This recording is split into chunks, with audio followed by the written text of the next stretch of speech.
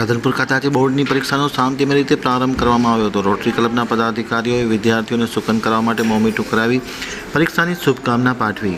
જગદીશ પંચાલનો એક વિસ્તૃત અહેવાલ। પાટણ જિલ્લાના રાધનપુર ખાતે આજથી શરૂ થયેલી બોર્ડની પરીક્ષા ધોરણ 10-12ના બોર્ડની પરીક્ષા આપવા માટે વિદ્યાર્થીઓ રાધનપુરના અલગ અલગ 5 સેન્ટરો પર આવી પહોંચ્યા હતા। તેમને આજરોજ રાધનપુરની સેવાભાવી સંસ્થા જાયન્ટ્સ પીપલ ફાઉન્ડેશન સદભાવનાના ટ્રસ્ટીઓ દ્વારા શુભકામના પાઠવવા માટેનો એક કાર્યક્રમનું આયોજન કરવામાં આવ્યું હતું।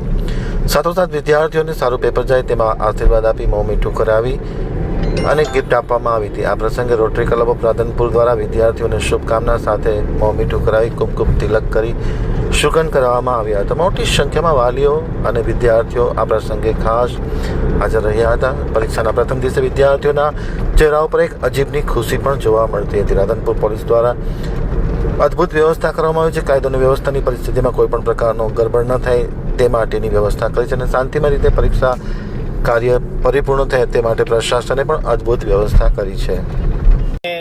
જાયન્ટ્સ ગ્રુપ તરફથી બધા વતી શુભકામનાઓ આપવામાં આવી।